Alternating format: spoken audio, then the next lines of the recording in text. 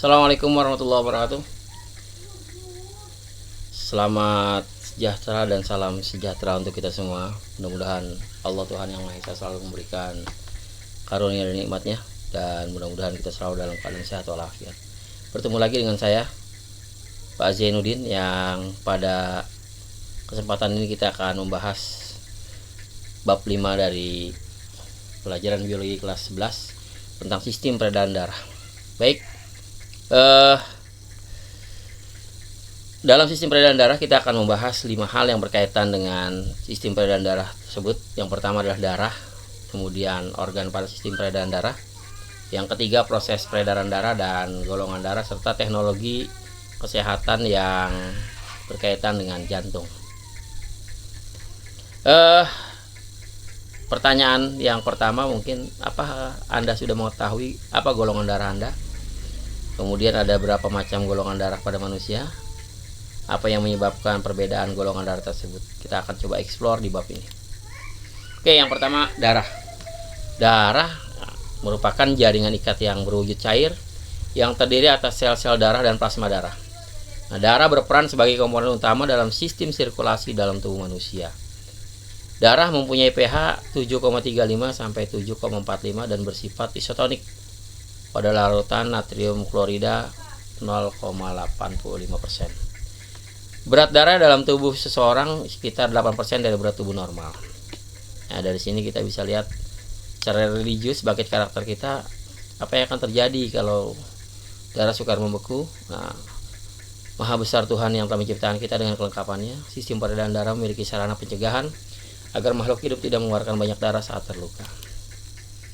Nah, lanjut ke fungsi darah. Yang pertama, mentransportasikan material-material penting ke seluruh tubuh. Yang kedua, mentransportasikan produk-produk sampah keluar dari sel dan dilepaskan atau dikeluarkan keluar atau ke lingkungan. Yang ketiga, mengangkut hormon dari kelenjar endokrin ke sel atau jaringan yang menjadi targetnya. Ya, yang selanjutnya mengangkut molekul-molekul yang bersifat buffer untuk menjaga keseimbangan pH darah atau keasaman darah. Yang keenam, yang selanjutnya mengangkut enzim dari sel-sel sekretorik ke berbagai sel tubuh lainnya. Selanjutnya, mempertahankan suhu tubuh dengan cara mentransportasikan panas dari bagian dalam tubuh ke permukaan tubuh atau sebaliknya. Yang terakhir, mentransportasikan antibodi menuju tempat terjadi infeksi untuk dinetralkan. Nah, komponen darah. Kalau kita mengambil darah kemudian kita sentrifugasi, maka komponen utama darah itu akan terpisah. Yang bagian atas itu namanya plasma darah. Nah, ini. Yang bagian bawah ini sel darah merah. Plasma darah. Nah, ini plasma darah yang kuning ini merupakan bagian darah yang berupa cairan, mengisi sekitar 55% dari volume darah. Fungsi utamanya adalah mengatur keseimbangan osmosis darah dalam tubuh. Jadi fungsi di dalamnya terlarut berbagai protein penting seperti fibrinogen, globulin, albumin, dan lipoprotein. Sel-sel darah. Terdapat 3 macam sel darah, yaitu sel darah putih atau leukosit, sel darah merah eritrosit, dan keping darah trombosit. Nah, leukosit ini berkembang dari sumsum tulang yang dari tulang tertentu di dalam tubuh. Nah, leukosit berfungsi membantu tubuh melawan berbagai penyakit infeksi sebagai bagian dari sistem kekebalan tubuh. Nah, ini tipe-tipe leukosit. Ada neutrofil, ya, kemudian ini basofil. Nah, ini eosinofil, ini trombositnya, ya. Nah, ini yang limfosit. Sel darah merah dibentuk di sumsum tulang. Eritrosit berfungsi mentransportasikan oksigen ke seluruh sel tubuh. Eritrosit mampu mengikat oksigen karena adanya hemoglobin. Nah, ini eritrosit yang mengandung hemoglobin dalam jumlah yang banyak. Nah, oksigen akan saling berikatan dengan atom besi pada pusat subunit protein di sini. Nah, ini pembuluh darah, ya. Kemudian ada plasmanya. Nah, ini sel darah merah. Nah, sel darah merah kita perbesar. Ada 4 subunit protein. Nah, di sini setiap subunit mengandung atom besi yang mengikat molekul O2. Maka kita membutuhkan besi sebagai pengikat oksigen. Keping darah atau trombosit memiliki bentuk yang tidak teratur, tidak berwarna, tidak berinti, berukuran lebih kecil dari eritrosit dan leukosit, dan mudah pecah bila tersentuh benda kasar. Nah, trombosit dibentuk di dalam sumsum tulang. Fungsinya trombosit ini berperan dalam proses pembekuan darah saat tubuh mengalami luka. Nah, ini proses pembekuan darah. Ini ya, pembuluh darah. Luka memecahkan pembuluh darah ya, pecah pembuluh darahnya, darah keluar. Nah, di sini ada serabut kolagen, ada sel darah merah, ada kemudian keping darah. Nah, keping darah ya saling merapatkan satu sama lain pada proses selanjutnya pada serabut kolagen. Ini membentuk penyumbat. Darah yang keluar berkurang. Nah, di sini jadi keping darahnya menyumbat, kemudian darahnya mulai berkurang. Nah, yang ketiga, fibrin ini membentuk suatu anyaman yang memerangkap sel dan keping darah. Membentuk suatu gumpalan yang membungkus luka. Nah, ini kalau kita besarkan 20 mikrometer. Nah, ini fibrinnya menganyam dia. Nah, inilah yang nanti pada saat luka itu mengering, kita bisa cabut dari bagian yang luka itu ya. Nah, proses ini semuanya adalah proses di mana pembekuan darah itu ditopang oleh tadi ya, trombosit, keping darah. Next. Nah, ini urutannya. Luka ya, ketika luka maka trombositnya pecah. Nah, dia akan menghasilkan trombokinase. Nah, trombokinase ini bisa diaktifkan dengan kalsium dan vitamin K. Nah, ini biasanya kita dapat dari beberapa jenis makanan yang sebelum kejadian ini kita makan. Ya, makanya kita memerlukan vitamin K, kalsium ini dalam bentuk makanan yang kita masukkan ke dalam tubuh. Nah, misalnya di Bekasi itu yang terkenal gabus pucung. Nah, di gabus itu ada ini ya, faktor-faktor yang mengaktifkan trombokinase diaktifkan menjadi protrombin, kemudian protrombin dirubah menjadi trombin. Nah, enzimnya ini diubah menjadi fibrinogen dengan enzim. Nah, dia akan menjadi benang-benang fibrin. Nah, ini benang-benang fibrinnya. Oke, yang selanjutnya organ pada sistem peredaran darah. Jantung. Jantung sebagai organ utama dalam sistem sirkulasi berfungsi memompa darah ke seluruh tubuh setiap saat, setiap waktu. Disinilah Tuhan memberikan ya nikmatnya kepada kita. Jantung tidak pernah lelah bekerja selama kita masih hidup. Lapisan-lapisan jantung, lapisan yang terluar jantung namanya perikardium. Nah, lapisan tengah jantung itu berupa otot jantung yang tebal yang bertanggung jawab terhadap denyut jantung yang dinamakan miokardium. Nah, ada bagian dalam ya jantung yang merupakan endokardium. Ini bagian terdalam dari jantung, tersusun atas jaringan endotelium dengan jaringan ikat tipis yang melapisi ruang dan katup-katup jantung. Nah, ini kalau kita lihat bagaimana pembagian ya jantung kita, dari mulai ini sistem arterinya yang besar ini aorta, kemudian yang biru ini arteri pulmonalis kiri ke paru-paru kiri. Nah, ini vena pulmonalis kiri dari paru kiri. Ini atrium kiri bagian ini ya, atrium. Nah, ini bawahnya ventrikel kiri. Sebelahnya ventrikel kanan. Nah, sebelah tadi yang paling atas sebelah kanan itu namanya atrium kanan. Jadi tubuh kita memiliki 4 bagian jantung, atrium kiri, atrium kanan, ventrikel kiri, dan ventrikel kanan. Nah, ini ada vena yang bersambungan langsung ke paru-paru, disebut vena pulmonalis kanan. Nah, ini arteri pulmonalis kanan, ini sebelah kanan, ini yang sebelah kiri. Ini vena cava superior. Nah, ruang dan katup jantung. Jantung terdiri atas 4 ruang tadi ya, atau 4 ruang, yaitu serambi kiri atrium sinister, serambi kanan atrium dexter, bilik kiri ventricle sinister, dan bilik kanan sebagai dinamakan sebagai ventricle dexter. Berdasarkan jumlah katup daun dan bentuknya, katup jantung dibedakan atas katup bicuspidalis. Nah, ini katup bicuspidalis, katup tricuspidalis, ini yang tricuspidalis ya. Kemudian ada katup semilunar. Nah, ini katup yang semilunar aortik, ini semilunar pulmonarik. Jadi ada 3 katup ya, bicuspidalis, tricuspidalis, dan semilunar. Semilunar ada katup semilunar aortik dan semilunar pulmonarik. Pembuluh darah jantung. Pembuluh darah jantung terdiri atas pembuluh darah yang menuju ke jantung dan yang meninggalkan jantung. Pembuluh darah yang membawa darah keluar jantung adalah aorta dan arteri pulmonalis. Pembuluh darah yang menuju jantung adalah vena cava superior, vena cava inferior, dan vena pulmonalis. Nah, ini aorta, ini vena pulmonalis, ini atrium kiri, ini katup bicuspidalis, ini ventricle kiri. Nah, lihat. Nah, ini ya masuk darah dari vena cava superior kemudian juga dari vena cava inferior. Nah di sini dipompa, dia dipompa oleh ya, masuk ke sini dari kemudian nanti keluar, ada yang keluar ke vena pulmonalis, ada yang ke aorta. Nah ini arahnya ya. Jadi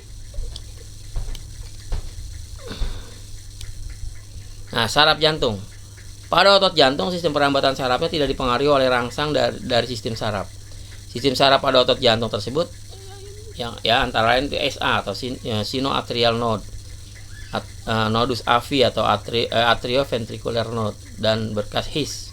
Ya, nah ini berkas Hisnya ya. Nah ini nodus arterioventricular di sini ya. Kemudian di sana ada ya. Kalau kita lihat ini AP itu adalah arteri pulmonalis, AO itu aortanya, kemudian AKR atrium kiri, ini VKR ventrikel kiri ya, ventrikel kiri, ini ventrikel kanan, kemudian ini yang AK atrium kanan. Nah ini nodus-nodusnya ya. Next, tekanan darah. Nah, tekanan darah merupakan hasil dari gerakan jantung yang memompa darah. Tekanan darah biasanya diukur di pergelangan tangan dengan menggunakan alat sphygmomanometer atau tensimeter. Nah ini kita lihat, ini stetoskop ya, ini pompa, ini sphygmomanometernya di arteri lengan, kemudian ditekan, maka detak jantungnya akan terdengar. Nah ada dua tekanan yang biasanya diukur, yaitu tekanan sistol dan tekanan diastol. Kita akan lihat apa itu tekanan sistol dan tekanan diastol. Tekanan sistol itu adalah keadaan saat otot jantung berkontraksi. Nah dia ada dua. Sistol itu ada sistol atrium dan sistol ventrikel. Nah, sedangkan ketika otot jantung berelaksasi itu namanya diastol. Nah, diastol ini terbagi atas diastol atrium dan diastol ventrikel. Jadi gini, kalau kita lihat nih jantung rileks, ini darah masuk ke atrium, lihat. Ini darah yang kaya oksigen dari paru-paru masuk. Ya. Kemudian darah yang kurang oksigen dari bagian bawah tubuh masuk. Ya. Kemudian atrium berkontraksi mengalirkan darah ke ventrikel. Nah, dikontraksi dia, maka dialirkan darah ya ke ventrikelnya. Sini kumpul, kemudian ventrikel berkontraksi mengalirkan darah ke paru-paru dan seluruh tubuh. Nah, ini kontraksi, guys. Ini kontraksi, maka darah akan dialirkan ke paru-paru ya dan ke seluruh tubuh. Ini sistem kerja jantung gitu terus. Nah, tekanan sistol dan diastol ini yang kita sering juga disebut sebagai tekanan atas dan tekanan bawah. Misalnya 120 per 80 mm Hg. 120 nya itu tekanan sistolnya, yang 80 itu tekanan diastolnya. Pembuluh darah merupakan organ dari sistem sirkulasi selain jantung, berfungsi mengalirkan darah dari jantung ke seluruh tubuh, begitupun sebaliknya. Meliputi ya pembuluh nadi atau arteri, pembuluh balik atau vena, dan kapiler. Nah, ini arteri yang membawa darah keluar jantung, ini vena. Nah, ini kalau kita lihat bagian-bagiannya, ini ada katupnya, yang lebih kecil dari vena itu venula ya.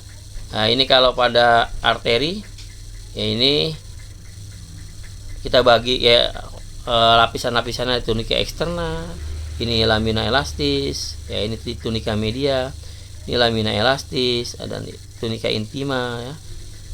Baru ke yang kecil, nah di sini ada arteriol ya. Nah, di arteriolnya ada otot polosnya, ada tunika eksterna dan tunika media. Ya, ini arteriolnya. Nah, ini kapilernya yang ke seluruh tubuh. Ya. Next, proses peredaran darah. Peredaran darah pada manusia itu adalah peredaran darah tertutup, artinya melalui pembuluh darah. Ya. Jadi, peredaran darah tertutup ini adalah peredaran darah di mana darah hanya beredar dari jantung ke pembuluh darah, kemudian balik lagi ke jantung. Jadi, di jantung, arteri, arteriol, masuk ke kapiler, venula, vena, balik lagi ke jantung. Begitu terus. Ini proses peredaran darah pada manusia. Nah, pada manusia ada dua macam peredaran darah, yaitu peredaran darah kecil dan peredaran darah besar atau peredaran darah ganda. Peredaran darah kecil itu secara global dari jantung, paru-paru, balik lagi ke jantung. Sedangkan peredaran darah besar ini dari jantung, seluruh tubuh, balik lagi ke jantung. Nah, ini sistem peredaran darah kecil ya. Dari jantung ke sini, kemudian ke paru-paru, nah balik lagi ke jantung dia ya, masuk lagi ke jantung. Nah, sedangkan peredaran darah besar dari jantung ya, kemudian masuk ke seluruh tubuh ya, setelah itu balik lagi ke jantung. Nah, ini dua sistem peredaran darah pada manusia, yaitu peredaran darah besar dan peredaran darah kecil. Nah, sekarang golongan darah. Berdasarkan komposisi aglutinogen dan aglutininnya, golongan darah pada manusia itu dibedakan menjadi golongan darah A, B, AB, dan 0. Bukan O ya, 0. Nah, kenapa nanti kita akan lihat. Nih, golongan darah 0 itu aglutinogen pada eritrositnya tidak ada. Sedangkan aglutinin pada plasma darah itu anti A dan anti B atau anti alfa dan beta. Golongan darah A itu aglutinogen pada eritrositnya A, aglutinin pada plasma darahnya anti B atau beta. Golongan darah B, aglutinogen pada eritrositnya B, aglutinin pada plasma darahnya anti A atau alfa. Sedangkan golongan darah AB, aglutinogen pada eritrositnya A dan B, aglutinin pada plasma darahnya tidak ada gitu. Nah, aglutinogen ini merupakan protein yang berupa antigen. Nah, ini antigen yang terdapat pada permukaan eritrosit, adanya di permukaan eritrosit. Sedangkan aglutinin adalah protein berupa antibodi yang terdapat pada plasma darah, ya. Jadi dia antibodi yang adanya di plasma darah. Ini pada eritrosit antigennya. Ini antibodi ada plasma darah.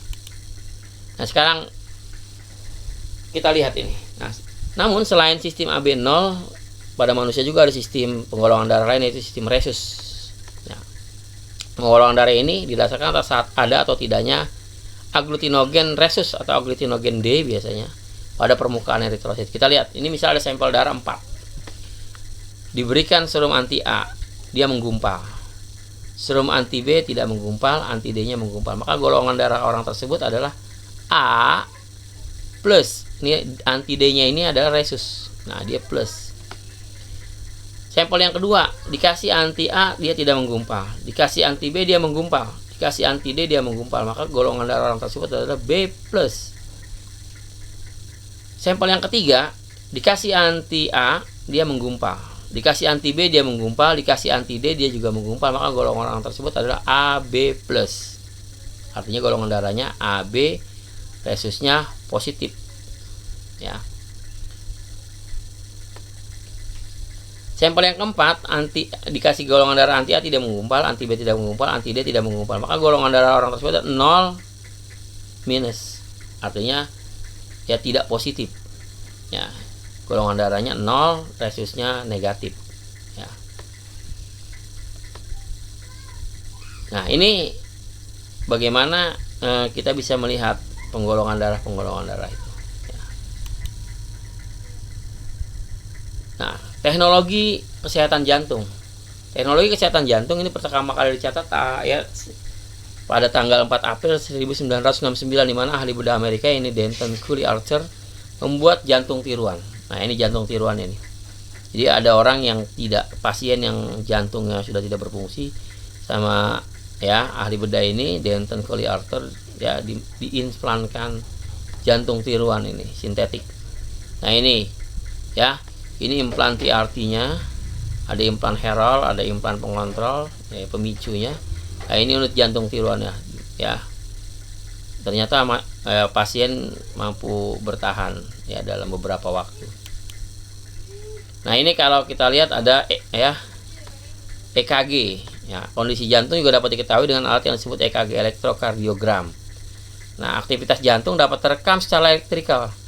Jika pasien menderita penyakit jantung koroner, jantung berdebar, jantung lemah, gagal jantung, ataupun gejala penyakit jantung lainnya, hal tersebut akan terlihat pada irama atau ritme jantungnya yang tidak teratur dan tidak berpola. Nah, ini hasil EKG-nya, elektrokardiogramnya. Kalau dia tidak berpola, nah itu berarti ada kelainan. Ya, nah, ini diketahui oleh orang-orang yang bisa membaca dari hasil data atau grafik dari EKG ini. Hasil. Oke, kita lanjut. Nah, ini alat pacu jantung bagi penderita jantung lemah. Ini, kalau orang yang jantungnya lemah ini bisa ya. Ini ada dikasih alat pacu. Nah, setelah itu misalnya kita sering lihat nih biasanya pada saat kejadian di ICU atau pertolongan pertama, ini ada alat kejut jantung. Kalau orang yang jantungnya berhenti secara mendadak, itu bisa dikejutkan dengan aliran listrik tinggi. Nah, ini alat kejutnya. Oke, jadi kesimpulannya, sistem peredaran darah kita itu tersusun dari darah, ya, dimana ada golongan darah di sana, sistem AB0, sistem Rhesus, sistem NN juga ada, ya. plasma darah dan sel darah. Sel darah merah sel darah itu terdiri dari eritrosit, sel darah merah, leukosit, sel darah putih, dan trombosit, keping darah. Nah, organ peredaran darah kita jantung, ada 4 ruang, tadi 3 lapis dinding. Nah, denyutannya sistol dan diastol. Kemudian ada katupnya ada katup bikuspidalis, katup trikuspidalis, dan katup semilunaris. Nah, pembuluh darah itu ada arteri, vena, dan kapiler. Nah, mekanisme dibedakan dari peredaran darah itu peredaran darah besar dan peredaran darah kecil. Inilah hal-hal yang kita sudah pelajari berkaitan dengan sistem sirkulasi atau sistem peredaran darah. Mudah-mudahan bermanfaat ya. Selamat bertemu kembali di pertemuan yang akan datang dan pembahasan yang lainnya. Mudah-mudahan kita bisa selalu mengeksplor ilmu pengetahuan agar menjadi bekal dalam kehidupan kita. Terima kasih atas perhatiannya. Jangan lupa like dan subscribe channel ini biar lebih berkembang dan kita bisa sama-sama belajar. Terima kasih. Assalamualaikum warahmatullahi wabarakatuh. Salam sejahtera untuk kita semua.